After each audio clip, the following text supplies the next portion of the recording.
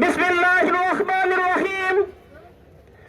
বাংলাদেশ জামাত ইসলামী রাজশাহী ৬ আসনের চারঘাট বাঘার আজকের বাংলাদেশ জামাত ইসলামীর দাড়িপাল্লা প্রতীকের হোন্ডা র্যালি পূর্ব সমাবেশে উপস্থিত সম্মানিত জামাত মনোনীত এমপি প্রার্থী বাংলাদেশ জামাত ইসলামী রাজশাহী ৬ আসনের সম্মানিত এমপি প্রার্থী অধ্যক্ষ নাজমুল হক, অন্যান্য নেতৃবৃন্দ, প্রাণপ্রিয় কর্মী ভাইরা, আসসালামু আলাইকুম ওয়া রাহমাতুল্লাহ।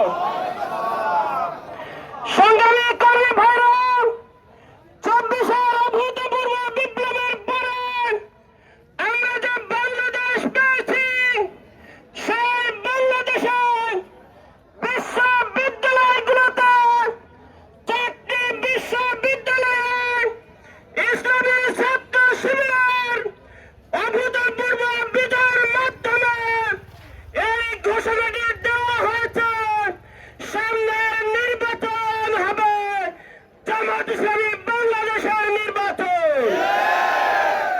২০২৬ সালে যে নির্বাচন হবে, বাংলাদেশকে জানিয়ে দিতে চাই, সেই নির্বাচনে দাড়িপাল্লা প্রতীককে নির্বাচিত করে জামাত ইসলামী সহ ইসলামী সংগঠনের সংসদ হবে ইনশাআল্লাহ।